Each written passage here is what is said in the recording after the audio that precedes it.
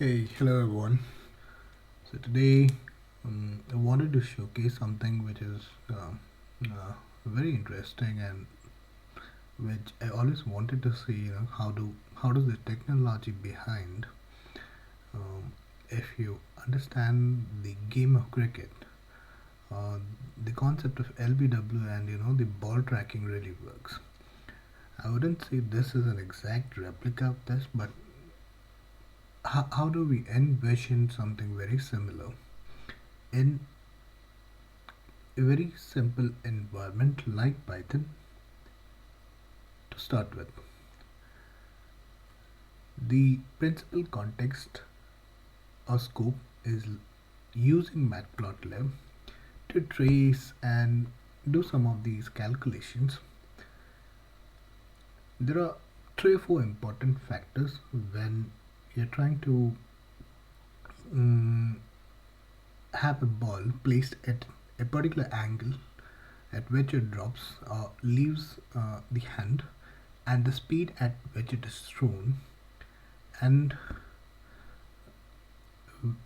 based on this it drops somewhere between the 20 yards in the pitch, and there's an effect of gravity, and there's a bounce factor which we are taking into account the coefficient of restitution, which we'll talk about. Now if you think about some of these parameters which you have taken, like the gravity and the angle at which it is thrown downward with a negative effect here, and the initial velocity which is meters per second, and kind of the initial height from which it is thrown. Let's talk about, let's say, 1.8 meter is the height of the hand at which the ball is thrown at. So calculating the velocity, vertical velocity, horizontal velocity, and calculating the positions, we kind of trace it out at various points in time, the projectile trajectory. And the initial figure we come up with is this picture, which showcases the height at which the projectile, which is the ball in this case, is thrown. And if you see, it drops at around 15 meters from the position where it is thrown at and the landing point. But if you think about this, this is not much helpful, because when in any sports, when a ball drops, it has to bounce back, and that's one of the important factors in terms. But it's important to know where it dropped, but it's also important to know where it is tracing back, right? In terms after getting a bounce here. That's where now we are dividing it into two uh, phases. One is the trajectory of drop, and another trajectory when it bounces at and now that we are taking into account the bounce factor, which is depends upon the pitch where you're playing. Different, let's say, sand kind of, a bit hard pitch, all of these have the different coefficient of restitution, for which in our case we have taken kind of a normal one of 0. 0.8, which could be one of the average factors here.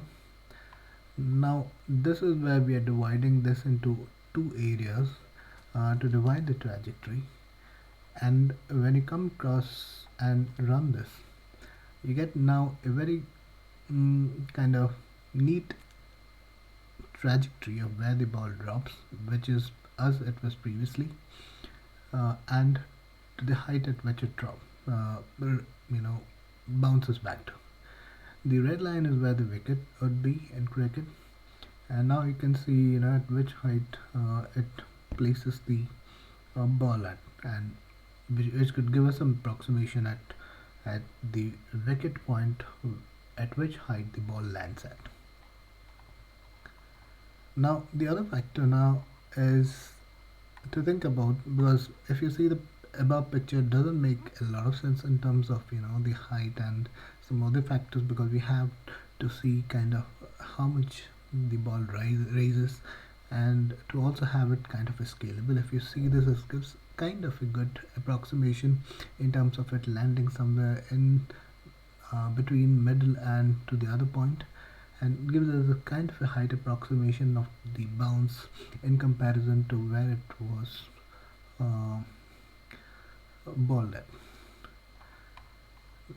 Now the other factor we will touch upon, there's also some scalability parameters we are doing, but now if you see previously the speed was different. Now we are applying a particular speed of 45 of 30. Now when you speak at 30, previously it was between 12 and 15, and now it is 10 and 12. So definitely speed plays an important factor.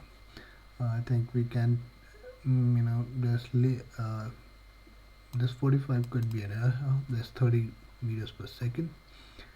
Now these are all important, but I think when we think about the 2D environment, we also want to see kind of the 3D environment, kind of how the ball comes into effect. This is where now we are drawing into the 3D factor in matplotlib, which is very simple.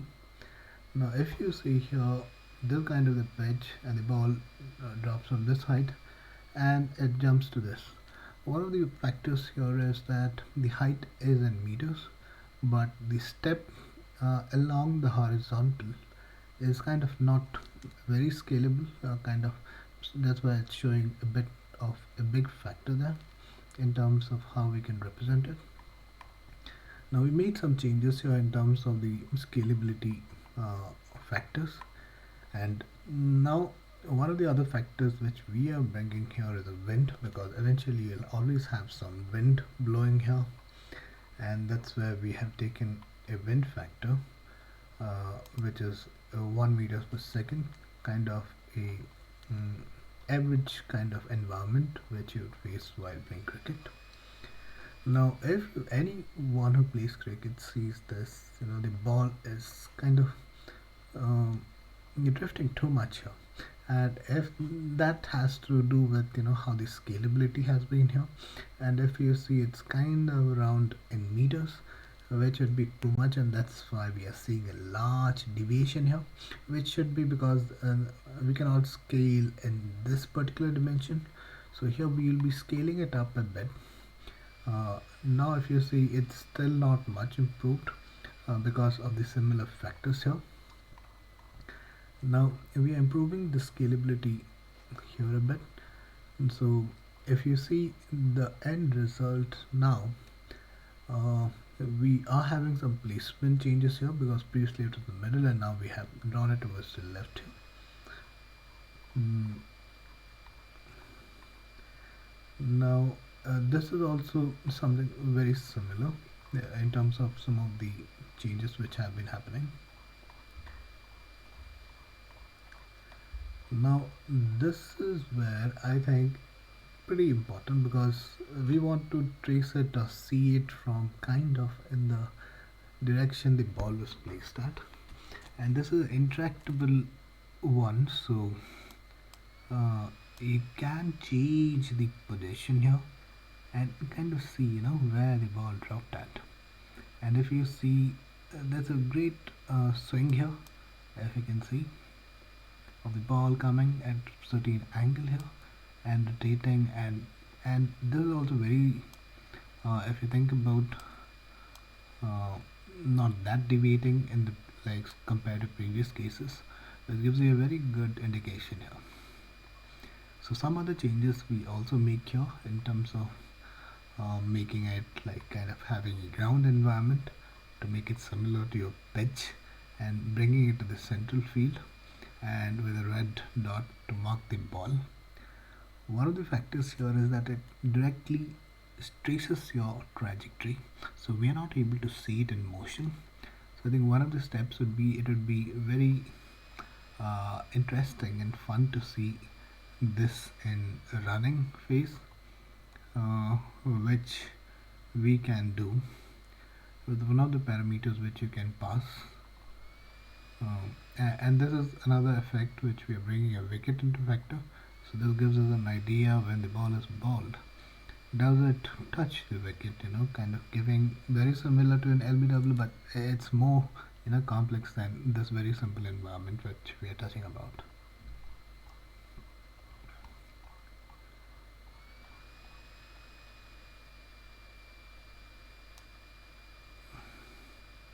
So you can see the deviation here.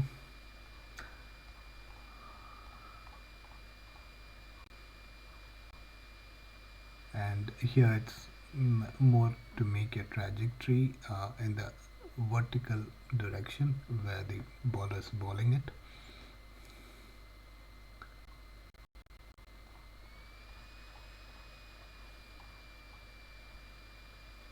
And here there's a big swing, and we are kind of taking it a bit more scalable to see how the ball has weight, the variation of the ball here.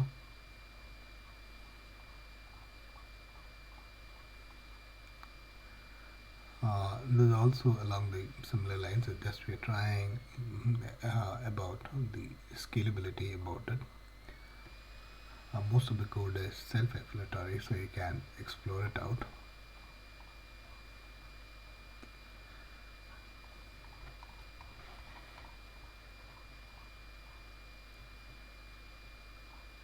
Now, one of the very important factors is we want to see, the real ball coming in, so as to see the trace of it. Now, this is where we can do, because the repeat environment helps us do that. Now, if you see the running, we are running it, and now you see the ball. And at 12, we saw how it traced back, and the kind of the deviance of it, and we can place it kind of a wicket on it. But hopefully, this gives you some inspiration, or at least fun, to try this out and see how what else you can do, because these are very similar, and it's kind of you're trying to explore it in a very simple Python environment. You don't need any very sophisticated tool here to experiment with it. Hopefully this was informational and interesting to try out. Thank you.